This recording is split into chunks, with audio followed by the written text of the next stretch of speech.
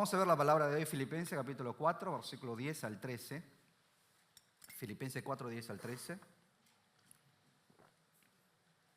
Leemos un versículo cada uno.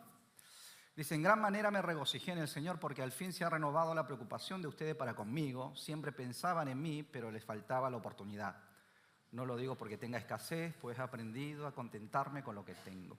Sé vivir en la pobreza, sé vivir en la abundancia, en todo lugar, en todas las circunstancias. He aprendido el secreto de hacer frente tanto a la hartura como al hambre, tanto a la abundancia como a la necesidad. Todo lo puedo en Cristo que me fortalece. Amén. Vamos a orar por las ofrendas. Señor, gracias te damos. Hoy nos acercamos ante tu presencia en adoración. Te alabamos, te adoramos con nuestras voces, con nuestro cuerpo, con nuestro corazón, con toda nuestra fuerza. También lo hacemos, Señor, por medio de estos bienes materiales que nos diste. Lo apartamos como una ofrenda, como un sacrificio vivo para ti, Señor. Y nuestro deseo es que vos utilices, Padre Santo, estos materiales para la extensión de tu reino, para la gloria de tu nombre. Asimismo, aumentes tu bendición sobre las manos que han ofrendado, para que sean manos generosas, manos hospitalarias, manos, Padre, que sean realmente usadas para vos y para la gloria tuya, que participen de todas las obras, Padre, hacia donde tú nos estás llamando. También oramos por los hermanos que están padeciendo, Padres, problemas financieros, dificultades económicas y no han podido ofrendar. Sobre ello también, Señor, rogamos tu bendición material para que ellos puedan también, así como desean sus corazones, participar de tu obra por medio de las ofrendas. Padre, bendecinos y acompáñanos en esta hora, sobre todo alimentanos con tu palabra. En el nombre de nuestro Señor Jesucristo oramos. Amén. Bueno, ¿qué le parece si nos saludamos los unos a los otros diciendo, el poder está en Cristo? El poder está en Cristo. Bueno, cuando vivimos como cristianos, ¿no? Al vivir esta vida de creyentes en Jesús, hay muchas bendiciones y también privilegios que recibimos de parte de Dios. Recibimos el privilegio de ser hechos hijos de Dios y también la bendición de ser libres en el Señor. Por eso Jesús dijo allí en Juan 8:32 lo siguiente, y conocerán la verdad y la verdad los hará libres. Ahora, ¿de qué se trata esta libertad, esta verdad aquí mencionada? Obviamente la verdad mencionada aquí se refiere a Jesús. Jesús es la verdad. Cuando creemos en Jesús, quien es la verdad, y lo recibimos como nuestro Salvador, somos hechos libres. Pero algunos podrían decir, ¿pero libre de qué? ¿Acaso yo no soy libre ya? No vivo una vida de libertad. Vivo en Argentina, que es un país libre. Puedo ir donde quiero, puedo hacer lo que deseo. ¿De qué libertad me está hablando entonces aquí en este pasaje? Porque si alguien pensara de esta manera, lo hace porque justamente no conoce a Jesús todavía, no conoce los secretos espirituales que hay en Cristo Jesús, porque ignora que puede estar en una situación de esclavitud. La Biblia nos enseña que los que no conocen a Jesús están bajo un estado de esclavitud. De alguna de ellas les presento, por ejemplo, en primer lugar, bajo la esclavitud de pecado. Dice en Romanos 6:20, porque cuando eran esclavos del pecado, o sea, el estado de la persona que no cree en Jesús es justamente esta, de ser esclavo del pecado. Está bajo la esclavitud del pecado. También en segundo lugar se encuentra bajo la condenación de la ley, así como dice en Romanos 3:20. Porque por las obras de la ley nadie será justificado delante de él, pues por medio de la ley viene el reconocimiento del pecado. La ley del Antiguo Testamento condena al pecador. Y como nadie es perfecto para alcanzar la salvación con sus propias obras, por lo tanto, todos nos encontramos bajo esta condenación de la ley. Una ley que constantemente nos acusa de que somos pecadores. En tercer lugar, aquellos que no tienen a Jesús se encuentran bajo la muerte y también la perdición eterna. Dice en Romanos 5:12, por esta razón, así como el pecado entró en el mundo por medio de un solo hombre y la muerte por medio del pecado, así también la muerte pasó a todos los hombres por cuanto todos pecaron. O como dice en Romanos 6:23, porque la paga del pecado es la muerte. Así es, no hay justo ni aún uno, dice la Biblia. Por eso como pecadores vivimos siendo esclavos del pecado, estamos bajo la condenación de la ley e inmersos en un abismo de la perdición y la muerte. Pero cuando creemos en Jesucristo como nuestro Señor y Salvador, esa fe nos hace libre, rompe las cadenas del pecado, nos libra de la condenación de la ley y nos da la esperanza de la vida eterna y del reino de los cielos. Entonces la pregunta es, ¿crees en Jesús como tu Señor y Salvador? ¿Crees en que Jesús murió en la cruz por tus pecados? ¿Crees que Él resucitó venciendo el poder de la muerte y nos dio esa vida eterna como regalo? ¿Tenés esa fe? Porque si tenés esa fe, entonces sos libre. Pero si no tenés esa fe, entonces seguís siendo esclavo de todas estas cosas. Pecado, la condenación de la ley, de la muerte, de la perdición. O sea, tenés que creer en Jesús y ser libre. Tenés que creer en Jesús y experimentar esa libertad que solo Cristo te puede dar.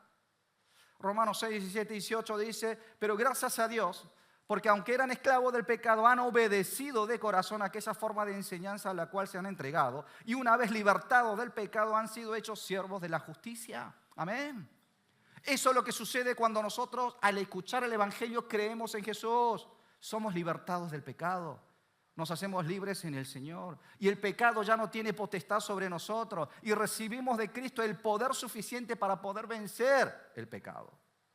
De esta manera, cuando creemos en Jesús, hermanos, somos salvos y experimentamos la libertad en estas tres áreas. Libertad de la esclavitud del pecado, libertad de la condenación de la ley, libertad de la muerte y de la perdición. Ahora, además de estas tres libertades, hay una libertad más de la que podemos disfrutar al vivir en Cristo Jesús. ¿Cuál es? La libertad de la preocupación y de la ansiedad. Y eso es lo que demuestra el pasaje de hoy cuando dice en Filipenses 4:13, todo lo puedo en Cristo que me fortalece. Todo lo puedo en Cristo que me fortalece. Ahora, solemos creer, pensar o aceptar esta palabra como que en el Señor no hay imposible, que todo lo podemos hacer en Él. Pero ¿cuál es la realidad en que nosotros muchas veces vivimos, la realidad que enfrentamos? Aún siendo creyentes experimentamos fracasos en la vida, mientras que los no creyentes prosperan. Como creyentes nos enfermamos, sufrimos, dependemos del hospital, mientras que otros sin fe suelen gozarse de salud. Al ver estas realidades, en lugar de sentirnos libres, solemos caernos en duda. Hay una crisis que se presenta en nosotros. Hasta nos desilusionamos con Dios y nos preguntamos si lo que la Biblia dice es verdad.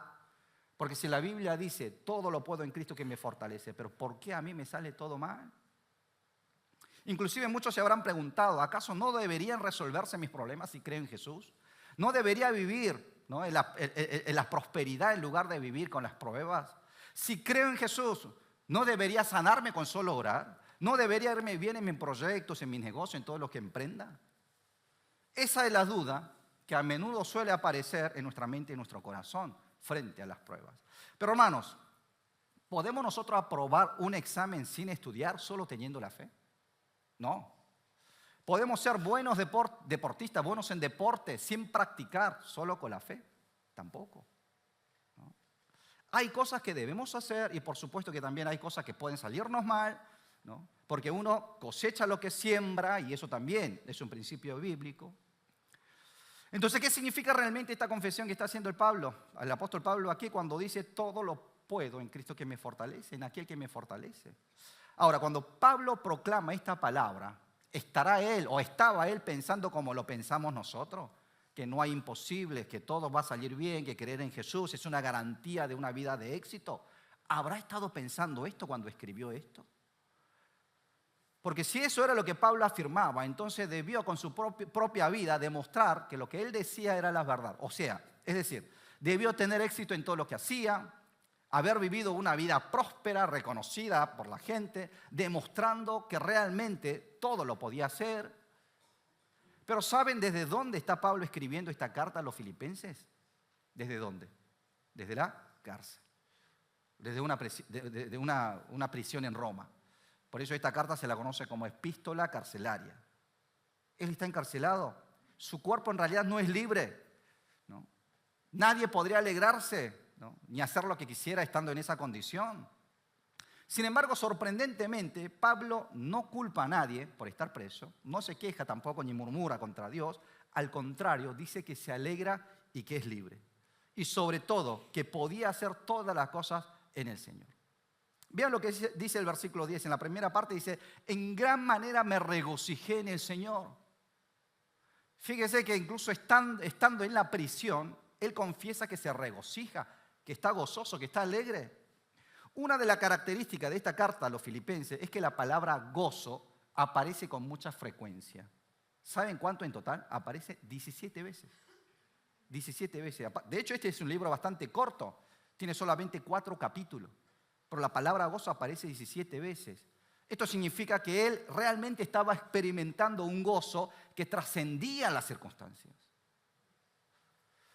El deseo de Pablo, como sabemos, siempre fue de predicar el evangelio hasta los confines de la tierra. También fue su deseo el poder predicar el evangelio en Roma, la ciudad más importante en aquella época, en aquel tiempo.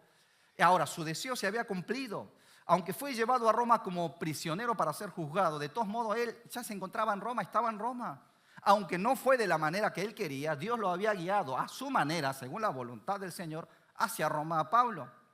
Todo el proceso que Pablo padeció para llegar a Roma está bien registrado allí en capítulo 24 en adelante del libro de los Hechos. Al leer toda esa historia podemos entender claramente que fue Dios quien obró de esa manera para llevar a Pablo a Roma. Él fue acusado injustamente por los judíos, llevado a un juicio, casi pierde la vida en Jerusalén por las artimañas de los judíos que lo querían matar. Por eso él, teniendo la ciudadanía romana, apela a César y mientras era trasladado en un barco hacia Roma, enfrenta una gran tormenta en donde casi muere. Al naufragar en una isla fue mordido por una víbora, sin embargo sobrevive. Después de todas esas dificultades, finalmente él llega a Roma. Y aún siendo prisionero, tuvo la oportunidad de predicar el evangelio a los romanos. Por eso el libro de los Hechos, ¿no?, en su último versículo, capítulo 28, versículo 31 del libro de los Hechos, que es el último versículo de este libro, podemos ver que termina con esta palabra: predicando el reino de Dios y enseñando acerca del Señor Jesucristo con toda libertad y sin impedimento. La traducción al lenguaje actual dice lo siguiente: nunca tuvo miedo de hablar del reino de Dios ni de enseñar acerca del Señor Jesús, el Mesías. Fíjense, estando en Roma, aún en condición de prisionero, podemos ver que él predicó el evangelio con valentía. O sea, no era su condición lo que le importaba. Estaba feliz de poder predicar el evangelio de Cristo en Roma a los romanos. Estaba feliz de anunciar a Cristo. Y durante ese tiempo, ¿no?, durante aquel tiempo en que él estaba en la cárcel, es que escribe esta carta a los filipenses. Por eso Pablo está gozoso, porque aunque llegó a Roma, no como él esperaba o no como él habrá querido, llegó en condición de una persona, ¿no?, limitada de libertades. Sin embargo, él podía aprovechar cada oportunidad para predicar acerca de Jesucristo, acerca de este Jesús que es el camino, la verdad y la vida. El hecho de poder anunciar el evangelio ya era motivo suficiente para alegrarse. Estaba feliz de ser un instrumento de Dios. Estaba feliz de predicar a Jesucristo más allá de la circunstancia. Por eso él termina haciendo esta confesión: todo lo puedo en Cristo que me fortalece. Puedo ser un instrumento de Dios aún en estas condiciones. Dios sigue trabajando y obrando a través de mí, aún estando aquí, no en esta condición miserable. Entonces él no se fijaba en su propia condición, se fijaba en el Señor. Ahora, a través del pasaje de hoy me gustaría que reflexionemos un poco más profundamente sobre el significado de esta declaración que hizo Pablo. Y también mi deseo es que todos podamos tener esta fe que tuvo Pablo, que supo alegrarse y ser feliz, no por la circunstancia, sino por el Señor mismo.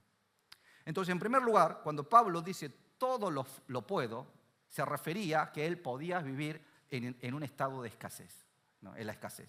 Dice en el versículo 12: sé vivir en la pobreza, sé vivir en la abundancia, en todo lugar y en todas las circunstancias. He aprendido el secreto de hacer frente tanto a la hartura como al hambre, tanto a la abundancia como a la necesidad.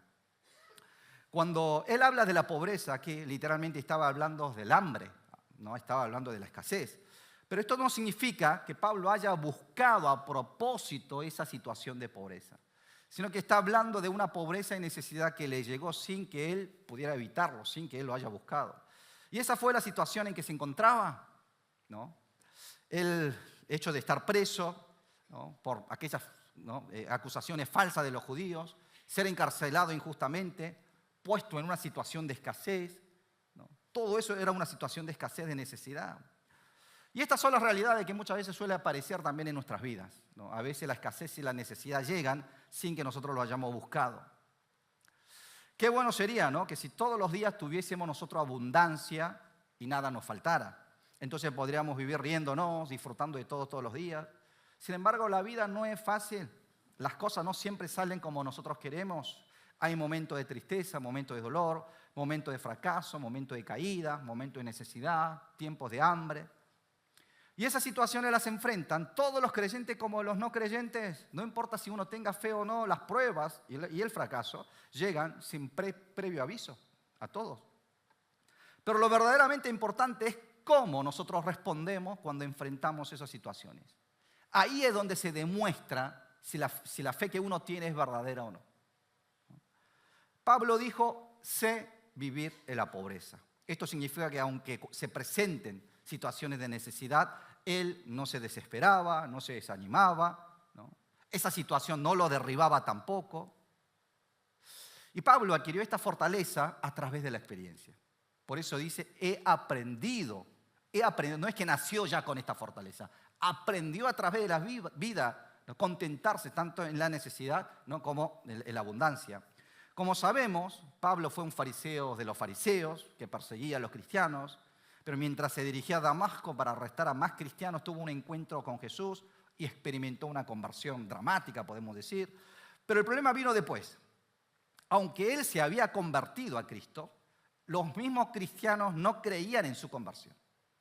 Entonces, la comunidad cristiana de aquel tiempo no quería aceptar a Pablo, ¿no? Y no solo eso.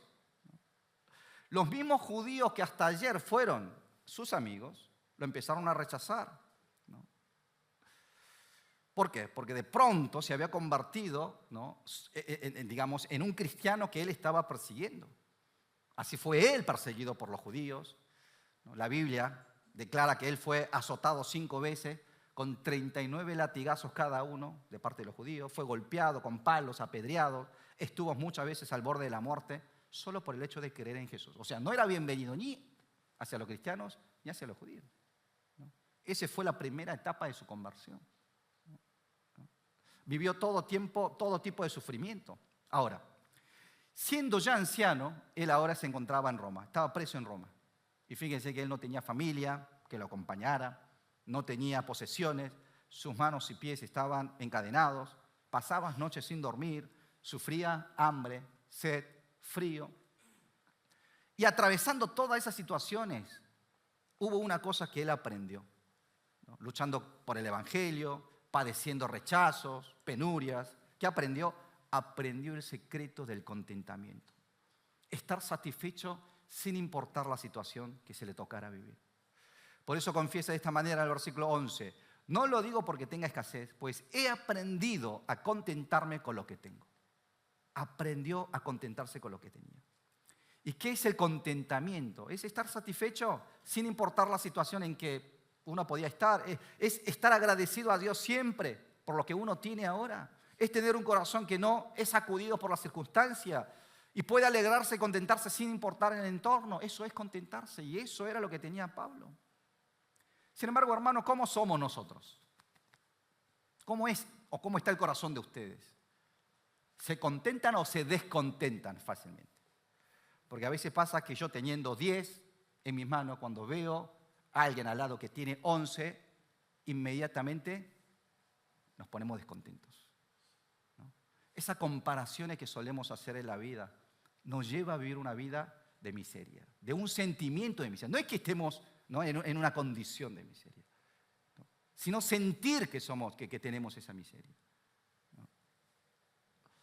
Y al mismo tiempo, no debemos malinterpretar lo que dice Pablo, porque el hecho de que Pablo haya aprendido a contentarse sin importar las situaciones no significa que haya abandonado el crecimiento y el progreso personal. No quiere decir que él se volvió un perezoso, que dejó de trabajar o que vivió sin propósito encerrándose en una habitación, como aquellos dejados que no le importa nada de la vida, ¿no? No es así como él vivió. Tampoco es que él tenía una idea de no posesión, que suele enseñarse en el budismo, o el fatalismo que enseña en el hinduismo, ni el pensamiento coreano, que a veces nosotros lo decimos, no sé si saben, ¿escucharon hablar de eso? ¿No? Palcha, mi suerte, mi destino, como que no puedo hacer nada más que esto, me tocó, entonces lo tengo que soportar. No está hablando de ese pesimismo tampoco, ¿no? Por eso lo que Pablo deja en claro es esto: en Cristo todo lo puedo. En el Señor estoy contento. En Cristo Jesús. En Cristo puedo contentarme, en Cristo puedo estar satisfecho, en Cristo puedo superar las circunstancias. Obviamente la circunstancia no era agradable. De hecho, nosotros también nos ponemos descontentos por ciertas circunstancias. Pero Pablo no estaba poniendo su corazón, sus sentimientos, su deseo en las circunstancias, sino en el Señor. Por eso cuando ponemos nuestras miradas, ponemos nuestros corazones en el Señor, que es soberano, que tiene control de todo, es en Cristo donde podemos contentarnos. Es por Cristo que podemos contentarnos. Es por Cristo que podemos estar satisfechos. ¿No? Es una experiencia que va más allá de la situación que nos rodea. Hermanos, cuando caminamos con Cristo, podemos vencer las adversidades externas. Cuando permanecemos en Cristo, las circunstancias y las condiciones no pueden determinar nuestra felicidad o nuestra miseria, no. La gente se queja y murmura cuando la vida se vuelve difícil. Algunos se desesperan, se rinden, otros caen en complejos de inferioridad, se esconden. Pero el contentamiento significa confiar plenamente en Dios en cualquier situación. Significa dar lo mejor de uno mismo para vivir la vida que Dios nos dio. Y tampoco se trata de no hacer nada. Entonces la pregunta es, ¿cómo están ustedes? ¿Viven una vida de contentamiento? ¿O sienten insatisfacción al compararse con otros? ¿Creen que Dios obra aún a pesar de las circunstancias en que ustedes están? ¿Viven agradecidos al Señor? ¿Están haciendo su mejor esfuerzo cada día para agradar a Dios?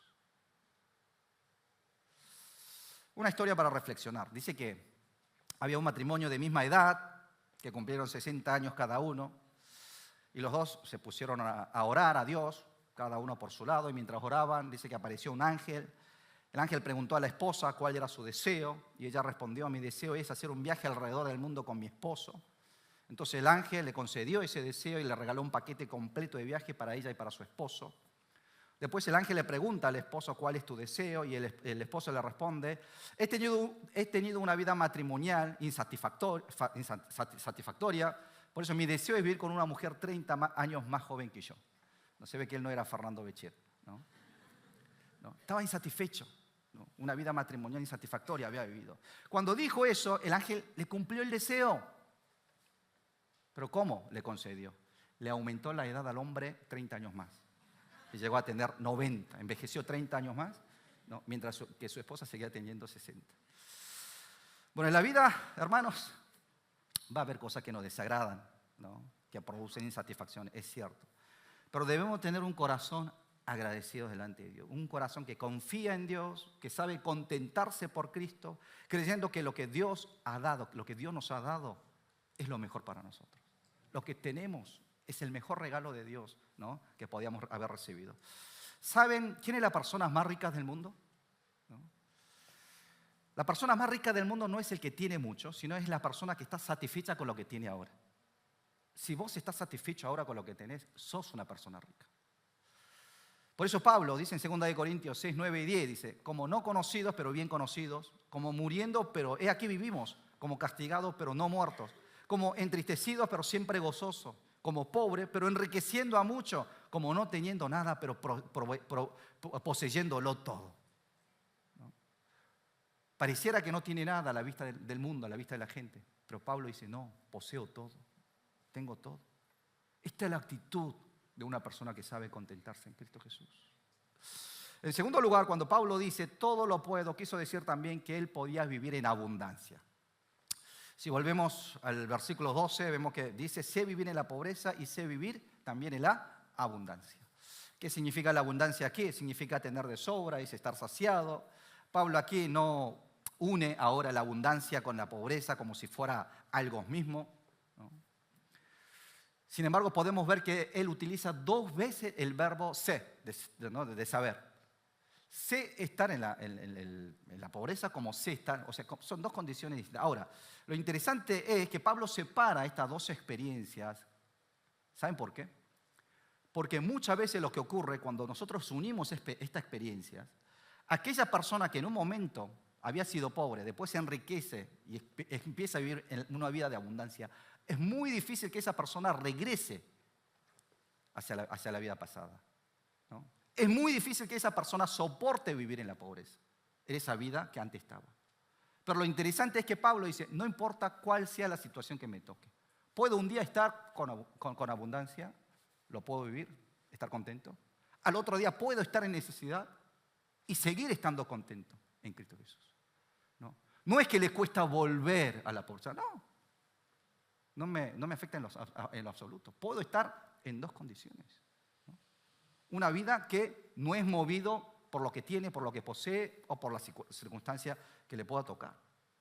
Ustedes saben que Martín Lutero, durante la Reforma en el siglo XVI, al ver cómo los sacerdotes, los clérigos se enriquecían, ¿no?, y se corrompían, afirmó o dijo lo siguiente, dijo: el hombre deshonra su fe cuando está en abundancia. Eso es lo que él vio con sus ojos. Es como que mientras más crece tu riqueza, tu corazón se desvía del Señor. En vez de mirar a Dios, empezás a mirar eso. O sea, no puede literalmente contentarse o no puede estar bien con el Señor cuando uno se le aumenta la riqueza. Al menos eso es lo que Martín Lutero vio. La abundancia puede convertirse en un obstáculo para la vida espiritual. Por ejemplo, es como esto. Si caminamos llevando un vaso, vamos a suponer que tenemos medio vaso de agua, podemos caminar con libertad, movernos con libertad. Pero ahora, si llenamos el vaso hasta el tope con agua, no nos queda otra que caminar con cuidado, lento, porque se puede derrocharse, desbordar, ¿no? Entonces tenemos como otra actitud. No tendríamos la libertad. Y así también es nuestra vida. Cuando tenemos lo justo, somos libres, vivimos en libertad. Pero cuando tenemos más de lo que nosotros podemos manejar o podemos administrar, terminamos siendo atados, vivimos preocupados, vivimos ansiosos. Por eso es interesante la oración que hace un hombre llamado Agur, allí en Proverbios 30, 8 y 9, que ora de esta manera: Dios dice, vanidad y palabra mentirosa aparta de mí, y no me des pobreza ni riqueza, solo dame mi pan cotidiano, no sea que me sacie y te niegue o diga quién es el Señor, no sea que me empobrezca y robe y profane el nombre de mi Dios. Fíjense que él no está pidiendo ser pobre, no quiere ser pobre, pero tampoco pide para que Dios lo enriquezca. Interesante, no pide ser rico. Teme que si es demasiado pobre, robe y deshonre a Dios, ¿no? Manche la gloria del Señor. Y teme también que si es demasiado rico, se olvide de Dios, se aleje, se aparte de Dios. Por eso podemos ver que él pide: dame, ¿qué cosa? Solo el pan necesario, mi alimento necesario. Está pidiendo lo justo, lo que él puede manejar, lo que él puede controlar, lo que él puede manipular dentro de su capacidad. Así es. Hermano, la pobreza puede hacernos deshonrar a Dios y la abundancia puede hacernos negar a Dios. Por lo tanto, ambas situaciones son peligrosas si no estamos en Cristo. Esa es nuestra naturaleza humana. Cuando tenemos muy poco, nuestra relación con Dios puede debilitarse, pero cuando tenemos demasiado también podemos descuidar de nuestra relación con el Señor. Aunque deberíamos vivir mirando solamente con Dios, el que más tiene, como muchas cosas puede hacer, tiene muchas distracciones, por lo tanto su ojo, su vista se aparta de Dios y se va hacia el mundo, ¿no? Y muchas veces observamos eso, es bastante natural que suelen pasar esas cosas, porque así es nuestra naturaleza, ¿no? El apóstol Pablo fue alguien que supo manejar su vida aún en medio de la abundancia. De hecho, él conocía bien lo que era la abundancia, porque él pertenecía a una familia de élite dentro de los judíos. Fue un fariseo de lo más instruido, un intelectual respetado. Él tenía poder, posición, privilegios, tenía todo y de hecho lo disfrutó de todo. Pero, ¿qué hizo cuando él en su vida pasada vivía con toda esa abundancia? Terminó persiguiendo a los cristianos, andaba matando a los que creían en Jesús. Bajo el pretexto de servir a Dios, en realidad se había puesto en contra de Dios. Por eso la abundancia puede llevar al orgullo, a hacer que uno confíe en su propio poder, que se gloríe en sí mismo. Y paradójicamente a veces los que más tienen son los que más codician también. ¿Por qué? Porque no han aprendido a contentarse, no conocen el secreto de contentamiento que hay en Cristo Jesús. Bueno, seguramente en momentos difíciles de su vida ustedes habrán pensado alguna vez: ojalá, ¿no?, si pudiera ganar una lotería, ojalá, no sé, que me llueva, o no sé, que me llegue un golpe de suerte, ¿no?, me lluevan dólares de algún lado, ¿no? Pero ¿saben qué? Según la estadística, el 80% de los que ganaron la lotería terminaron siendo más infelices que antes, ¿no? Lo leí en un periódico.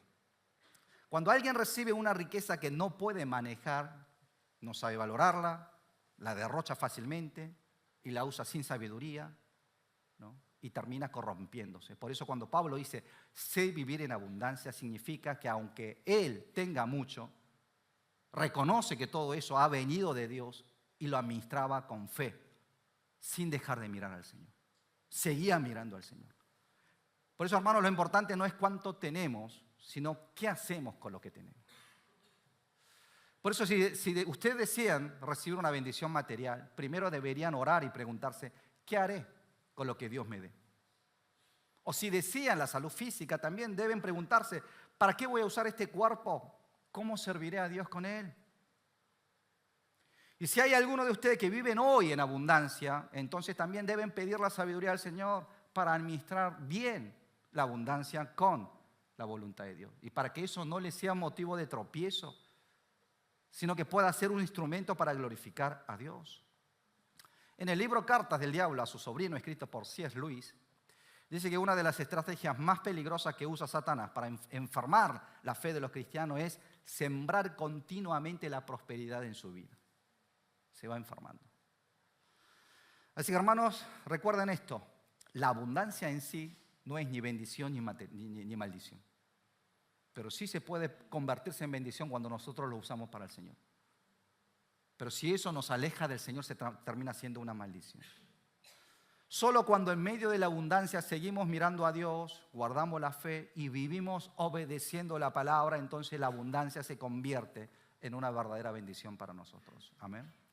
Entonces recuerden, cuando Pablo dijo, todo lo puedo, él no quiso decir que si crees en Jesús, todo te va a salir bien. No. Sino que lo que quiso decir es que cuando estamos en Cristo, cuando solo miramos al Señor, recibimos de Él esta fe de contentamiento, este poder para poder contentarnos, ¿no? Poder vencer cualquier situaciones y circunstancias que se nos presenten. Y por eso lo más importante aquí es esto, permanecer en aquel que me fortalece. Permanecer en Él que nos fortalece. ¿Hay alguien aquí que esté luchando en medio de la escasez y la necesidad? Los invito a permanecer en Cristo, porque el Cristo los va a fortalecer. Hay hermanos aquí cuya fe se debilita por la abundancia, lo mismo. También los invito a que permanezcan en Cristo, porque Cristo es quien los fortalece. Entonces, cualquiera sea la situación, podremos vivir con gozo, con fe, ¿no? Agradando a Dios. Esa es la verdadera fuerza del creyente, ¿no? Y la bendición también asombrosa que viene del Señor. Entonces, mi deseo es que esta gracia de Dios pueda sobreabundar sobre cada uno de nosotros. Oremos.